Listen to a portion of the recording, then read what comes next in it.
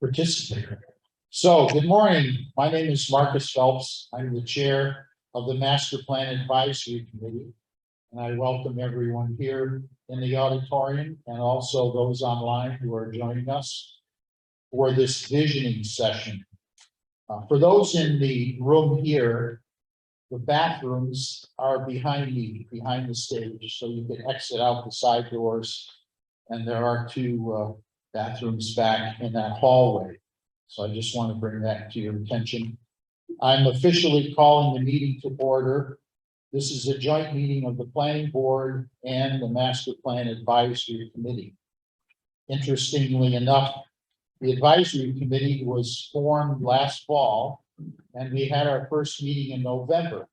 So it's been almost a year now that we've been involved in preparing the plan, the master plan, and you'll hear more about that from our consultant as we proceed through the meeting today. And with that said, I'd like to ask the Vice Chair, Jessica Parker, to do a roll call of the members. Good morning. Good morning. Marcus Phelps, Present. David Spina, Doug Moblin, Randy Brown, David G. Delory, Here. Bert Hanson, Here. Dave McWilliams, Norm Cheever, Here. Patrick Jubb, Alita De Maria, Amber Bach, Scott Lehman, Dory Boyd, Here. Rod Terry, Jessica Whitmore Parker here, David Mathai, Marissa Cook Obregon here, Michael Doherty, Lucas Karen, and Maria Michael. All righty, thank you. With that roll call, I'll note that there is no quorum of the planning board. We do have a quorum of the master plan committee, so we will proceed with our agenda. And I'd like to start out by introducing Ken Camilla, who is Deputy Director of the Land Use and Environment staff at the Pioneer Valley Planning Commission. So Ken has been with us since the start.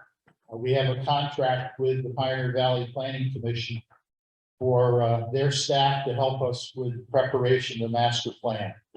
So Ken has been participating mostly online, but he's been here this week. He was here Thursday night in person, and he's here this morning. So right now, I'd like to turn it over to Ken, and he's going to proceed with his presentation and handle most of the meeting, I believe, the rest of our visiting session.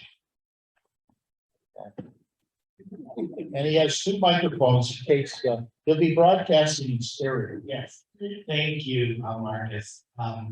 Good morning, everyone. My name is Ken Camilla. I'm Deputy Director of Land Use and Environment at Pioneer Valley Planning Commission. And as the chairman said, I am very happy to be in Southwick.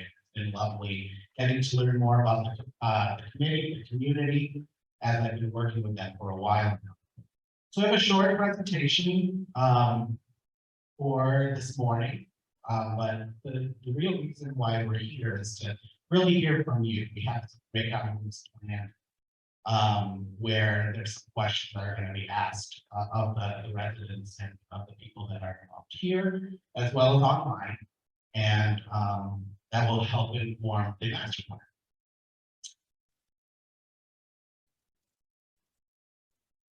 And Mr. Goddard is sharing the screen, and I will go through that PowerPoint now. Next slide. Thank you. Next slide.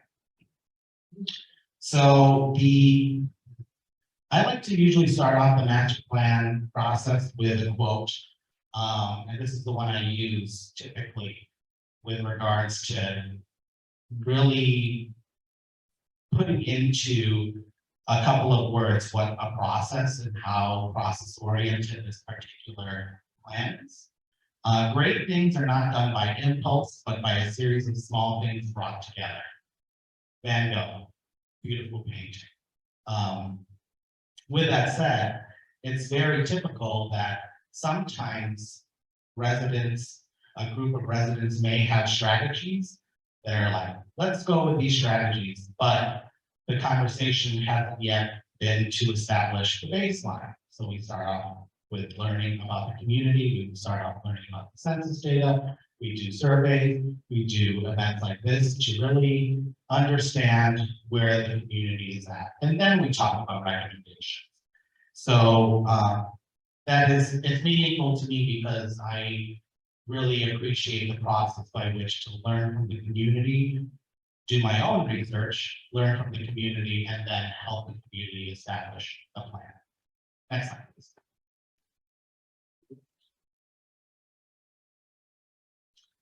Master plan, have we done this before? I think I'm having deja vu. 1997, there was a plan done for the town, done with the town, actually by PPPC, but it was never adopted. However, I think what's important to note about that is there is a community process that happens here. And it's important, and you'll see based on, I'm sure you've heard from your neighbors and your friends at the town, you guys did 900 responses on the survey. That's awesome. And so that's something definitely to celebrate. So the fact that that input has already been collected, we're going to be doing these community meetings, focus groups in the next couple of weeks. That we're going to take this plan, we're going to look at what may have been established as strategies and goals, see if they can continue on, if they need to be dropped. But it's important to note that this is it's not an unfamiliar process. And you'll see in the next couple of slides why it's not unfamiliar. Next slide. So it takes a village. This is your master plan advisory committee that comes from various parts of government, various commissions and boards. And so their voices are very important as part of this process. So you know, they will be working on informing the draft, coming up with logistical help. They helped navigate these initial community meetings, the logistics of the food. So they are doing a lot of heavy lifting. And this is truly a community-oriented process. We also have town staff that's very important to this process. My interactions with John and his team in the planning board office are very important. So thank you to the advisory committee, and I look forward to engaging with you, residents, as well as the continued engagement with the advisory committee. Next slide, please. And we also have a consultant team. So not only it takes a village to help navigate a plan process, it also takes a village to draft a plan. We have a lot of experts on our team with various that represent various levels of knowledge. You'll see in the next couple of slides the components of a master plan, and the components of the master plan are covered here. This staff will be responsible for ensuring that those particular chapters of the plan will be addressed accordingly. So this is our agenda today. We started about 15 minutes late, but I think we're good on time. With regards to the welcome agenda review visioning session presentation, we're going to talk about what is a master plan, what has been done, what is visioning, why is it important, and then we're going to do our breakout rooms where the bulk of our time will be spent with our with our neighbors, with our friends for about an hour. Answering a couple of questions with your master plan advisory committee, facilitating some of that conversation. And then returning to the big room and then talking about what are the next steps. Next slide. So what is the master plan? It's important to note that a master plan is not necessary. It's not a requirement for a community. However, there is legislation that does shape and frame what a master plan should consist of. And typically, when a community goes through a master planning process, there are particular elements that have to be addressed accordingly. And it's important for a master plan process because oftentimes there are funding availability and resources that wouldn't necessarily be as available or make the town as competitive if they hadn't gone through this community process to really understand the needs of the community. So as I mentioned, it is guided by Mass General Law, Chapter 41, Section 81D, for those that love Mass General Law. That is the citation. It is a blueprint for the future, describes a long-term vision and how to achieve it. It guides zoning changes, capital improvements, budgeting, general decision-making, and policy implementation. The important thing to note is that it's not a zoning regulation. The master plan process doesn't get adopted by town meeting.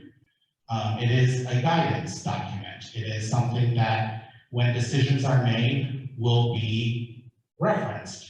If the select board is making a decision and it requires a thought process that includes what does the community think about this, hopefully they would be looking at what the master plan had suggested or had recommended.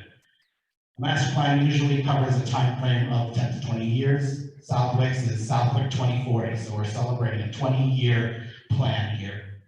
And what's important is that there will be continued engagement after the plan is adopted, and in fact, as part of some additional funding after the intention of the plan being adopted in June of 2023, it will be to start the conversation about implementing strategies and coming up with a strategy to do that. And where the advisory committee is currently serving as the steering of this particular planning process will maybe be a part of the implementation component, which will include those that do represent the advisory committee in various levels of town government and how they will play a role in implementing a lot of the strategies that are recommended. Next slide, please. So the elements of a master plan, it's important to note that there are 9. However, we have 10. There's an element that's not required. However, this is typically what a lot of communities are starting to adopt with regards to climate adaptation and sustainability due to increased flooding, a lot of the new climate change items that are happening in the area. But the elements of a master plan, you need to have goals. There's a land use component, a housing component, economic development, cultural and historic resources, natural resources, open space and recreation, transportation, public facilities and services, mostly that have to address town government and some of the aspects of town government, and then implementation, coming up with strategy and a schedule of how to implement many of the strategies that you'll identify in this process. Next slide.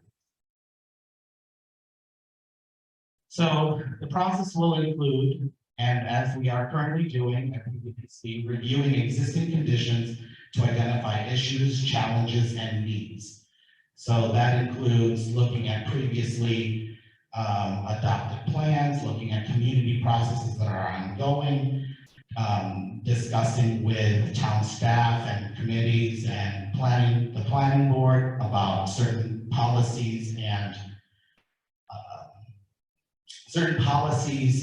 initiatives that are currently happening in town. The next step is to distill public input. Items like a community survey, items like this community meeting, focus groups that will be forthcoming, as well as an implementation workshop this spring that will tie everything together to really inform what the final plan will look like. As I mentioned, developing strategies to achieve the goals. We'll do some goal setting, which will be important to really figure out who's going to be responsible for implementing this. Is the planning board starting to explore regulations? Is the select board thinking about certain aspects of town government and how to address that. Those are various strategies that will be identified through this process. And then implementation, which is the scheduling, which is identifying priorities. The implementation component, which will take place later on in 2023, so the beginning of 2023. The Resilient Master Plan is a policy guidance document, not law. That is, as I mentioned before, one of the important components of, or one of the things that the plan, those that interact with the plan have to understand that it's not going to be the regulation that may satisfy some of the items that may have been identified through the planning process. The legislative and executive bodies implement the plan's recommendation. Again, as I mentioned previously, the planning board will have a role, the select board will have a role, conservation commission will have a role. Any of the other town committees, plan development related to housing, those levers of town government will be important in being part of the conversation when it comes time to implement. The town staff plays an important part in guiding major decision making, providing reports to those commissions, providing the sources of funding to help implement some of the strategies and recommendations that will be coming out. So what's already been done? As I mentioned, you saw that slide of the title cover, the 1997 Southwick Master Plan. There was actually one done in 30 years prior to that, 1967. More recently, the Community Development Plan in 2004, which was by executive order of Governor Cellucci at the time. Hazard Mitigation Plan, which has addressed a lot of your emergency services, infrastructure, populations that may need to be more communicated with, identifying those particular hazards. Municipal vulnerability preparedness, community resilience building workshop. It's a lot of words, but that is an important report that allowed the town to access funds related to vulnerabilities in town infrastructure for climate change purposes, and that was most recently in the Baker administration that allowed this particular funding to occur, but the town had to go through that planning process to access those funds. So that's what is part of that plan.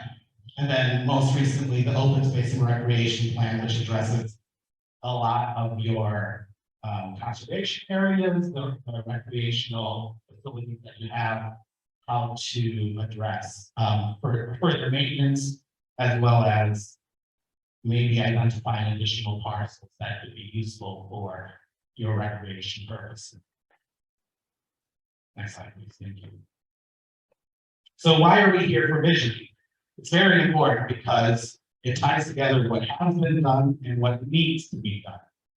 It's an opportunity for community participation in the planning process. You get to see your neighbors, you get to hear from them. They may not have the same thoughts with regards to the exercise that we'll be doing later to examine strengths, weaknesses, opportunities, and threats in town. However, I think it's important to understand that a lot of these various voices are going to help craft what the final document looks like. Provides a feedback for a long-term vision for Southwick. As I mentioned, it's a 20-year plan, so we're taking a look at that. It's a cohesive statement crafted by you. A successful visioning session results in a shared sense of purpose. We're not coming up with a visioning statement today. We did have a session earlier this week on Thursday evening. We'll take and incorporate some of the comments from this morning's session. With the advisory committee, we'll craft a vision statement, but that's going to be your overarching vision for this particular plan. As this plan is continuing, as this process is continuing, there's going to be a lot of feedback, both from the advisory committee, from residents, as you'll continue to be able to engage your fellow advisory committee members, as well as myself, as well as the town planner. there's opportunity for you to share your voice. It helps meet Southwick's specific needs and values today. What worked in the past may not work now. I think that's one of the important ideas, especially with a plan that was not adopted in 1997. We'll take a look at some of the components of that plan, maybe what some of the hardships were at the time in adopting that, but bringing that to light, understanding where the town is now, understanding there's new data, understanding that there's new residents from them, but coming up with a document that represents today. As I mentioned, the visioning statement will be crafted throughout the planning process, but we will not finalize it. Next slide. So a little bit about where we are as far as the baseline of data. So this slide is particular to census data that have been collected for 2020. It's an important part of the master plan because it helps affect the vision, it helps affect where maybe the goals may lie. So just taking a look at some of the the images that we have. Southwick's tax base is 87% residential, 5% commercial, 2% industrial, 6% personal property. Southwick's population is projected to grow by 867 people between 2020 and 2040. So your current rate as established by the census is 9,232 residents. From there will be some growth that's projected by UMass, who we use for our forecasting service. Southwick's senior population grew 8% from 2010 to 2020. I think that's a very important data point. And this seems to be in a lot of the work across the valley, an important one that the committee will, take note of, as well as I think just conversation will take note. The older people that live in town, they want to remain in town. How do we plan for that? Those conversations will come to play. Most Southwick workers commute elsewhere, and most Southwick jobs filled by workers living out in Southwick. So when we talk about economic development, we talk about availability of jobs, and see what that type of infrastructure, your business environment, those things will be discovered during this particular process. 81% of Southwick's housing is single unit detached homes. 29% of units are 60 plus years old. And I shared this with the committee on Thursday. Another data point related to that is, however, the town has 29% of the units are 60 plus years old. Southwick has much newer housing than the rest of the county or the state, with 39% of housing stock built in 1990. So there's a lot of new home building in Southwick compared with just the 12% in Hampton. Southwick's median household income was $87,748 in 2020. So with census data, we also do some crowd truthing. As I mentioned, we're celebrating the fact that the town has 900 responses to the community survey. Of those, 65% of the responses were from ages 50 plus. 33% of those responses were from those that were retired, identified as retired. More than 50% of the responses have been from residents of the town more than 20 years. So they definitely have a voice, have understood how the town evolved, and will have an important voice in this particular process. 44% of parents had a household with minor or adult children. And 91% live in a detached single-family home. So of the 900 responses, those are some of the demographic questions. Of those that responded, 55% support identifying areas for mixed-use development where housing and business development could be found in the same structure and parcel. So understanding that, taking a look at how the regulatory structure of your regulations can maybe support that or not support it, taking a look at that and seeing how we can provide some recommendations towards that. 68% find wireless fiber infrastructure very important that can be provided by the 20 years. As I mentioned, the community is really taking a future look at what the town can look like in 20 years. And I think it's very important to understand some of these data points, particularly when it comes to technology. 68% finding wireless and fiber infrastructure is very important to the growth of the community. 50% find alternative energy very important that could be provided by the town in 20 years. Are there steps being taken at the moment to address that? We're still learning. 60% encourage business development, 55% discourage industrial development, 80% encourage agricultural development in South Bay. Just going through this particular process with the community on Thursday, agriculture was one of the top things that have been lifted up. So it makes sense that 80% of the responses were to encourage agricultural type development in South Bay. What does that look like? There are conversations to be had with regards to what agricultural development can look like and what the regulatory nature allows for and other policies that the town may be adopting. 61% find public access to electronic vehicle charging stations somewhat or very important. So as electronic vehicles start coming to the market and people start driving them more, are there facilities in town that help you charge them? 86% find parking availability at rail trail and other accessible open spaces somewhat or very important. That definitely was lifted at the community meeting on Thursday. So I think people are finding that it's very important to take a look at how to improve access to parking, how to improve access to the rail trail for both recreational and conservation purposes. 78% of the respondents believe there are sufficient housing options for themselves and their families. 50% want minimal residential development.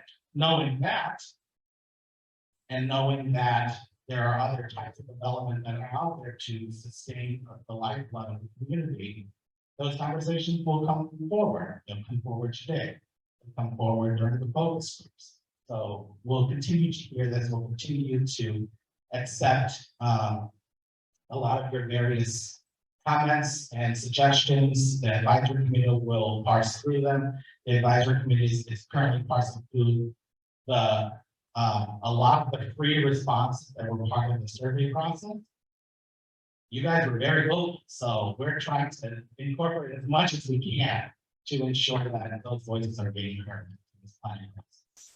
And finally, 58% are extremely satisfied with the police, 60% of fire, 57% satisfied with the ambulance EMT. A lot of the conversation too that will probably be coming forward when we have our focus group on public service facilities, as well as maybe today that might be lifted up. But the town services, how's the town doing? Those are the type of questions that we'll be hearing about today. Next slide.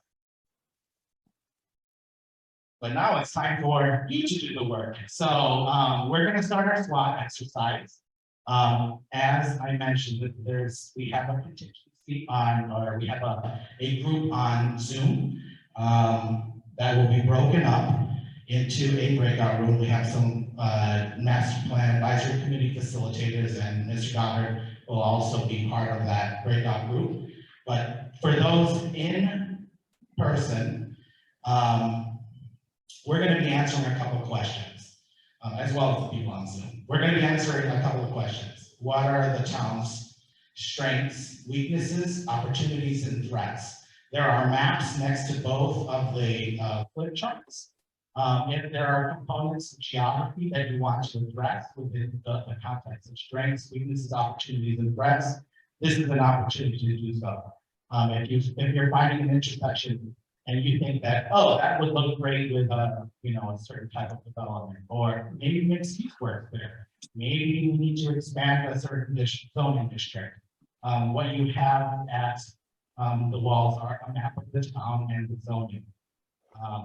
Those zoning boundaries. But with that said, we're gonna break out into our smaller groups for an hour, and I'm gonna count off by two. Starting in the back. Trying to read here, Wendy.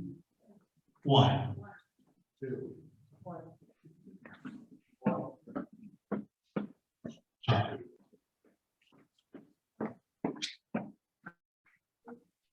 1, 2. So one's up front, two in the back. And you'll be with Marissa and Norm in group 2, and Marcus and Jess in group 1 up front. And we'll reconvene in an hour. So at about 10:45. We'll try to save 15 minutes for each of the questions. And for those on Zoom, we're gonna give us a couple of minutes so we can set up on the breakout rooms. Thank you.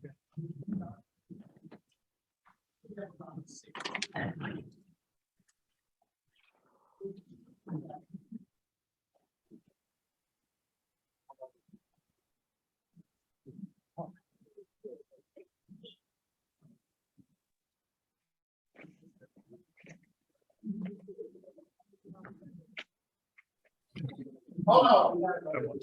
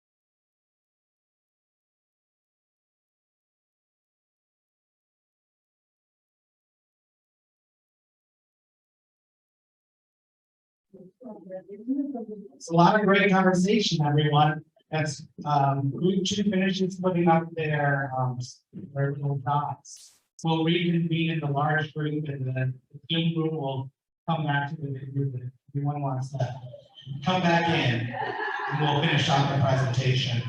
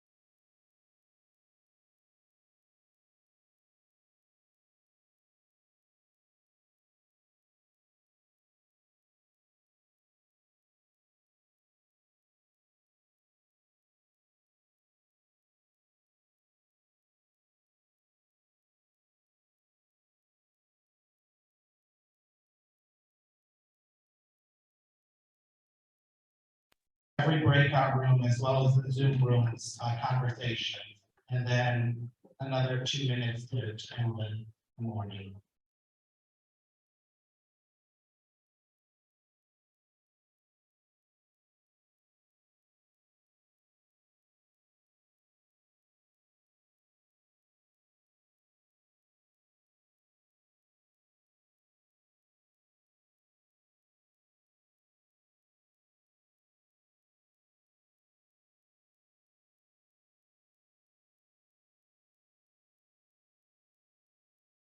With group 1, who has gone through the SWOT exercise, strengths, opportunities, weaknesses, and threats.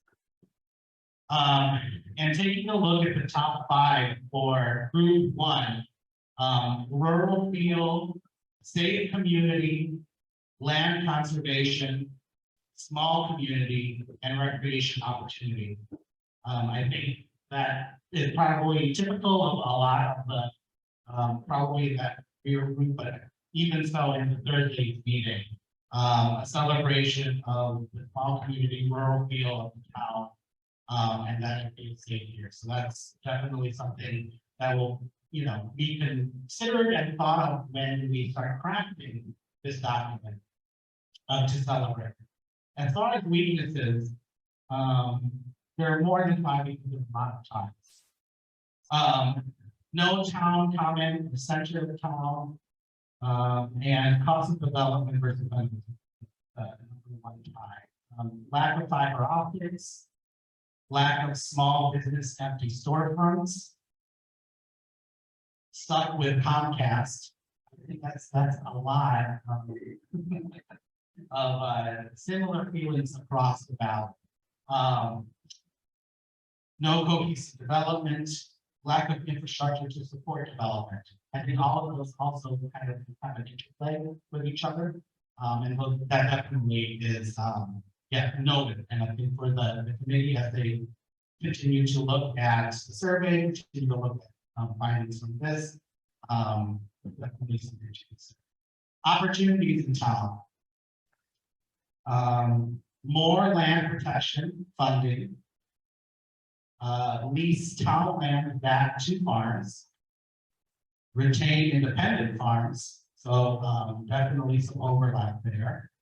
Pickleball courts and old tennis courts. I love when parks and recreation type facilities come on opportunities. So I think that's some of the maybe the low. Fiber optics with city collaboration. Support FFA 4-H clubs growth. So definitely celebration again of agricultural type concepts here. And then threats. Distrust of town government is number 1. Natural resource protection, aquifer protection was tied for 2. Lack of transparency and large home development. So definitely there are things I think that this group found that definitely address some of the overarching concepts of ensuring protection of agricultural uses and land important parcels to retain. But this is great. Thank you for your efforts with this one, and we'll definitely be creating a summary of everyone's breakout rooms for the master plan committee for the town. Lauren? We had a very lively group. And for strengths, we have number 1 is community, commitment to environmental quality and green space. We have a tie for number 2, rural landscape, farms, agricultural, and access to fresh food. And we have number 3, we have emergency services and events, civic events. For weaknesses, number 1 was lack of diversity. We have a tie for number 2. We have lack of affordable housing. We have resistance to change and growth. Also tied there, a lack of adoption of technology in the school system, and another tie for that one, not enough retail and restaurant opportunities or options. As far as opportunities go, number 1 is land acquisition for passive recreation and landscape space. An example is Stanley Park. We have a tie for number 2. We have create a central downtown, increase downtown government communication to the public. Then 3 was improve sustainability solar and electric charging stations. Did I miss high-speed internet? Oh, we got a tie for the one. High-speed internet is tied. Now we look at threats. We have unmanaged, unplanned development is number one. The tie for number two, lack of sustainability, resilient park infrastructure, and lack of funding to improve our community. And number three is being unprepared for population growth and change, and that is tied with lack of easily accessible, clear municipal information. And another tie there, climate change. So I thank our group for very lively participation.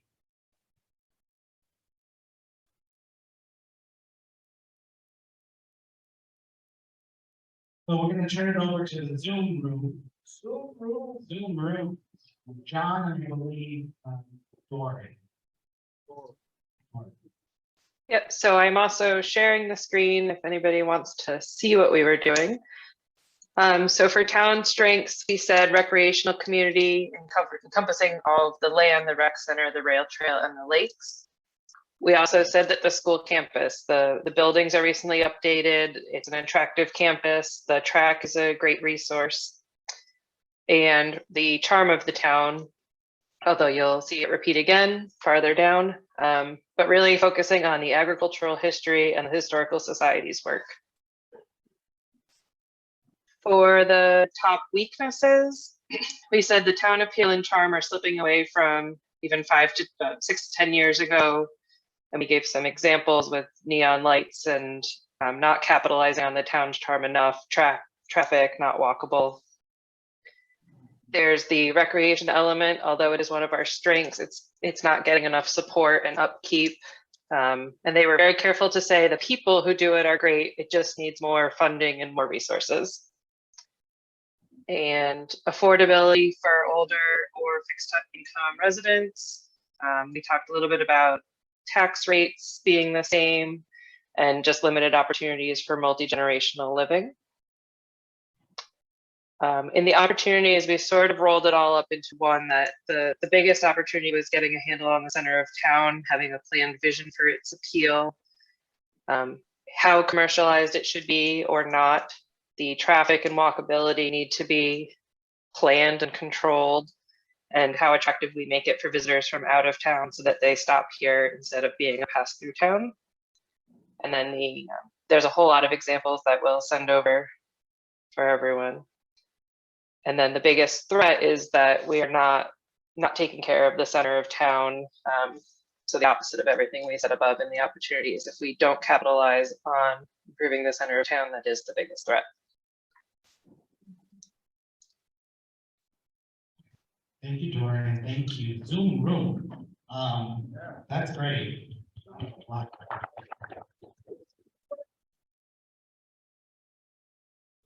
We have a couple of slides left where I let you have your seconds of the breakfast treats. And I believe there's a lot of sandwich. Make sure to take some sandwich. Excellent. So there are still opportunities to stay engaged. We're going to be around for a while. As I mentioned earlier, there are focus groups that will be planned for probably prior to the holidays. So focus groups that reflect the elements of the master plan, housing, economic development, land use. We have a project website. The project website is a great resource for all of the documents. This PowerPoint will be presented on there. You'll have access to all these QR codes and URLs. The town website, I'm old-fashioned. I go straight to the town website and then find my way where I need to. And that way, if I have a, if there's something that's missing, I will make sure to inform that, oh, Southwick Master Plan, good guessing job.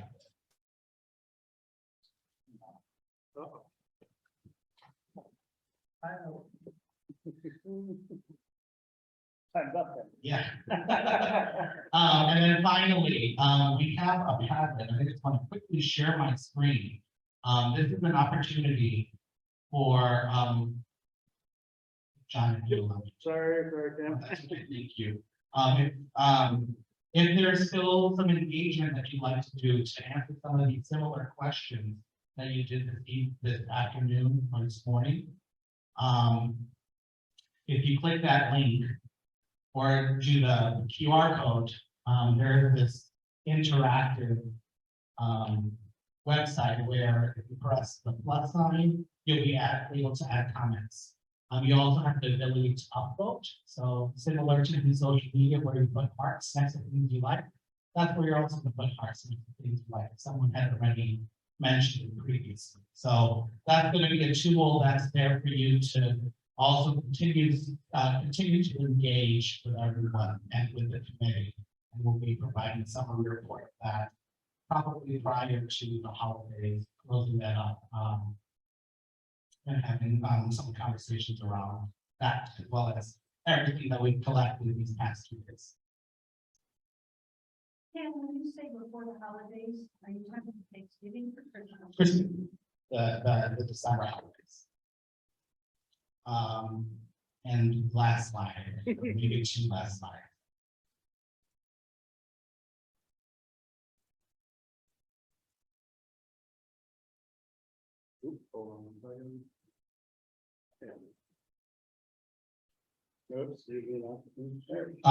This is a plug for just keeping your calendars clear. I mean, enough time in advance. We are planning an implementation workshop, which will basically cover the strategies and goals that the committee will be working through over the next couple of months after starting to incorporate a lot of the comments from this morning, as well as the survey, as well as the focus group. This will be an opportunity to do something similar, prioritizing recommendations and goals when it comes time to do that. Next slide. And finally, a goodbye from Jock, which is the community mascot, as the town's mascot for this master plan process, and ways to contact both Jock and myself. You probably also have contact information for the committee. And we'll see you later. Attention, that the creator of God is sitting right here. Hey. Harlan Flynn.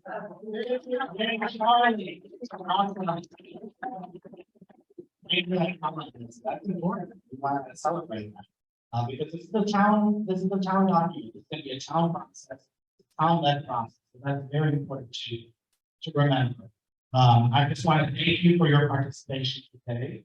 And I look forward to engaging with you further over these next couple of months. And we're going to have an awesome master plan in a couple of months. I'm going to shift it over to And he's working overtime, right? Ooh, I hope you get paid for this. Anyway, just want to close things out here. Particularly want to thank the Master Plan Advisory Committee members who participated Thursday night and today. I mean, they did double duty and they've been a great crew. Want to especially thank Barb Westcott for helping with the child care and also the taste and treats. That's Barb. Thank you.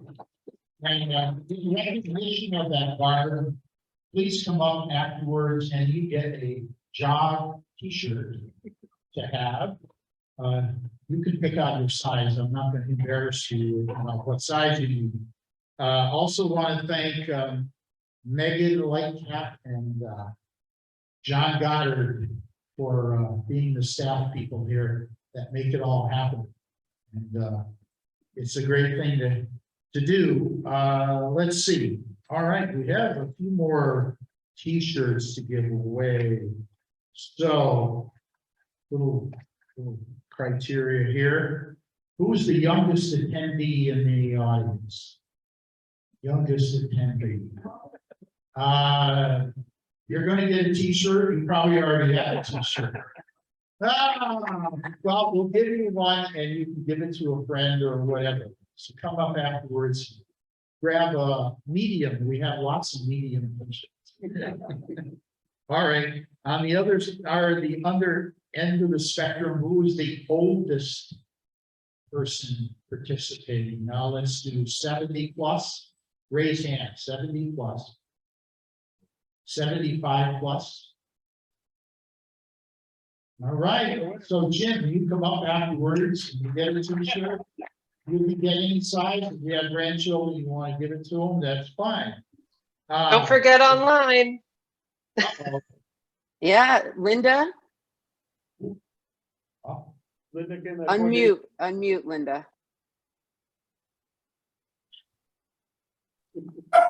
I think I'm the oldest. I'm 81. 81, Jim, how old? Jim's 80, yeah, you beat him by a year, so, we'll give both t-shirts. So we'll make sure John has something available when you come in the office, and we have a couple of smalls.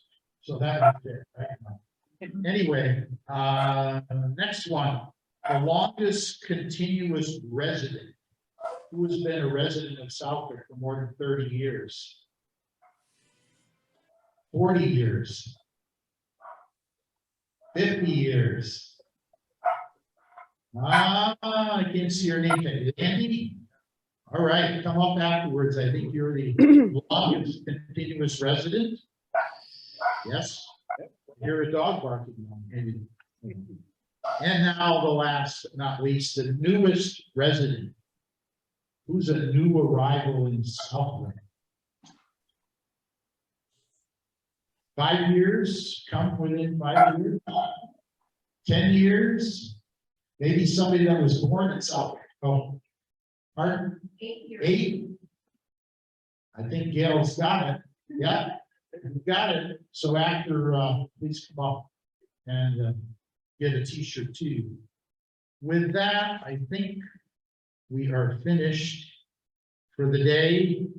Again, thank you for coming and participating on a beautiful fall day. There's food available. We set it up so you could have some lunch here. We have a little time. You can, stay or take your lunch and go somewhere else to eat it. But anyway, thank you very much for coming.